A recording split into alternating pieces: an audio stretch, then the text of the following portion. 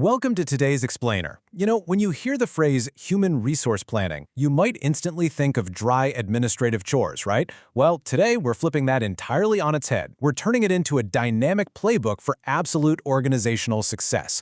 We're going to look under the hood at the strategic mechanics of HR planning, breaking down exactly how successful, future-proof companies literally build the workforce of tomorrow, today. So picture this for a second. Imagine a company that successfully launches a massive expansion. They're opening new regional branches, pushing shiny new products into the market, rolling out cutting-edge tech. But they completely forgot to actually hire or train the people needed to run any of those initiatives. Total nightmare, right? Customer service tanks, employee burnout goes through the roof, and that incredibly expensive expansion basically crashes before it even gets off the ground. These are the very real, very high stakes of poor organizational foresight. Okay, let's break down this contrast, because this is the ultimate business risk if you drop the ball on workforce planning. Think about the first extreme, having too few employees. That leads straight to delayed operations and completely tanked productivity. You literally just don't have the hands to do the work, so your growth just stalls out. But then, say you overcompensate with the other extreme, having way too many employees. Well, now you've just bloated your labor costs and killed your efficiency with overstaffing and idle time. Either way, you are actively bleeding money and losing critical momentum. Which brings us to Section 1, the Ultimate Balancing Act. What is HRP? So how exactly do we avoid that organizational chaos and strike the perfect balance? Well, the answer is Human Resource Planning, or HRP for short. It's essentially the process of ensuring an organization has the right number of people with the right skills, at the right place, at the right time, doing the right job at the right cost. Notice how many times the word right pops up in there. That is totally intentional. The whole primary objective of HRP is achieving this optimum, hyper-precise match between what the organization needs and what human resources are actually available. I really love the metaphor of the bridge here.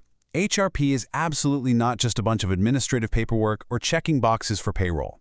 It is the vital bridge connecting your present workforce reality directly to your future business goals.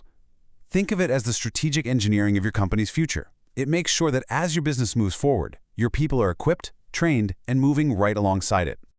All right, let's move into Section 2, why organizations need HRP. Building the strategic bridge, it's basically non-negotiable in today's fiercely competitive business environment. We're talking about ensuring you actually have the workforce available to seamlessly meet your future expansion needs, but it's also about optimizing the people you already have, matching their unique skills to the right responsibilities. Doing that instantly reduces unnecessary labor costs, like crazy overtime or overlapping roles. Plus, HRMP prepares you for technological changes, like bringing in automation, and it helps you develop succession pipelines. That way, you aren't left totally scrambling when a key executive decides to retire. Bottom line, HRMP ensures your human resources never become a bottleneck to your organizational growth. And here's the crucial point. We have to understand the storm of catalysts that basically force us to plan in the first place. Business environments change at lightning speed. Employee turnover? It's just an unavoidable fact of life. And technology is constantly evolving, throwing entirely new skill requirements at us almost overnight. Throw in aggressive market expansion, fierce global competition, and a wonderfully diverse workforce, and you've got one incredibly complex puzzle. Without planning for all these catalysts, organizations face massive costs. They end up frantically bailing water, forced into these rushed, highly risky recruitments just to plug holes in a sinking ship. Okay, Section 3, the 7-step planning process.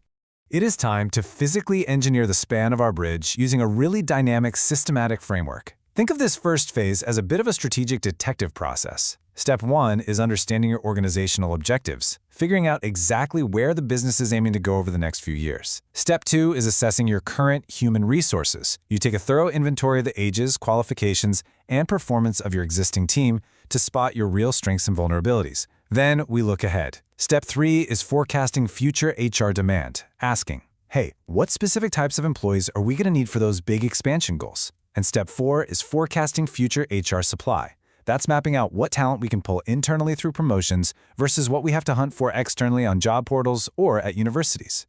And this brilliantly illustrates Step 5, identifying the human resource gap. This simple framework is the actual pivot point. It's where raw forecasting data turns into a concrete strategic mandate. If your demand is greater than your supply, well, you've got to actively recruit or train up new people. If your demand is less than your supply, you need to redeploy, retrain, or maybe even reduce your workforce to stay lean. And if they happen to be perfectly equal, you just maintain your course and monitor everything really closely. It is basically the visual blueprint for balancing the organizational scales. That brings us to the action phase to wrap the whole process up. Step 6 is developing the HR action plan. This means actually pulling the trigger on recruitment, intensive training, or even automation, all based directly on that gap analysis we just went over. And finally, step 7 is monitor and evaluate. Look, HRP is an absolutely continuous process. You can't just build the bridge once, dust off your hands, and walk away. It has to be continuously evaluated against constantly shifting business strategies and wildly unpredictable labor markets to ensure your foundation stays rock solid. Let's transition into Section 4, Navigating Internal and External Forces. So now we have to look at what's out there in the real world that could threaten to destabilize our carefully constructed bridge. HR professionals have to constantly balance these pushing and pulling forces. On the internal side, you're naturally restricted by your organization's strategy, the actual financial budget you have to work with, entrenched company culture, and of course, your own internal turnover rates. But then on the external side, you are fighting much larger, usually unpredictable macro currents. We're talking massive economic shifts, changing government policies and labor laws, super disruptive technological advancements, and unyielding global competition. It is a never-ending juggling act between managing the house inside while weathering the hurricane outside. And because of all these powerful forces, we really have to acknowledge the inherent limitations of HRP. Let's be real, future business conditions are inherently uncertain. Sudden economic changes, like an unexpected market downturn, directly affect your manpower requirements. Rapid tech shifts can make your beautifully crafted 5-year forecast completely obsolete in a matter of months. Add to that the fact that human behavior is notoriously difficult to predict. And if your initial organizational data is inaccurate right from the jump, that's going to completely derail the effectiveness of your entire plan. So the vital takeaway you need to remember here is this. HRP is a flexible planning tool, not an exact predictive crystal ball. Flexibility is absolutely required for success because, let's face it, the modern business environment is never, ever static. You plan so that you are perfectly positioned to adapt to those unexpected shocks, not so you can magically predict the future. Which brings us to our final section, Section 5, The Future, Skills over Headcount. Let's upgrade our bridge for the modern era, shall we? We are now firmly operating in a digital landscape driven by HR information systems, AI, predictive analytics, big data, cloud computing, and these incredibly dynamic workforce dashboards.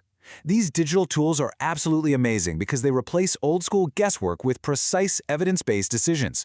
They allow HR professionals to crunch massive, incredibly complex sets of employee data, forecast requirements with staggering statistical accuracy, and pinpoint highly specific skill gaps way faster and far more efficiently than was ever possible before. And that tech boom drives what is arguably the most important HR insight from our source material today. Modern HR planning is shifting from headcount planning to skills planning. Seriously, this is a major narrative twist that completely rewrites traditional business concepts for the 21st century. Here is exactly why this shift is such a game changer. We now have to ask, what skills will we need? Instead of simply, how many employees do we need? Because of AI and this sweeping digital transformation touching literally every single industry, continuous reskilling is far more critical than just putting warm bodies in office chairs. The jobs of tomorrow are changing so rapidly that you just can't count heads anymore. You have to measure, cultivate, and plan for specific, highly adaptable capabilities. Which leaves us with one final provocative thought as we wrap up today's explainer. I want you to look at your own organization's readiness in this wildly changing digital landscape. Take a really hard look at your strategy and ask yourself, are you planning for the headcount or are you planning for the skills? Think about that as you build your own bridge to the future. Thanks so much for joining me today. Keep focused, keep learning, and I'll catch you in the next explainer.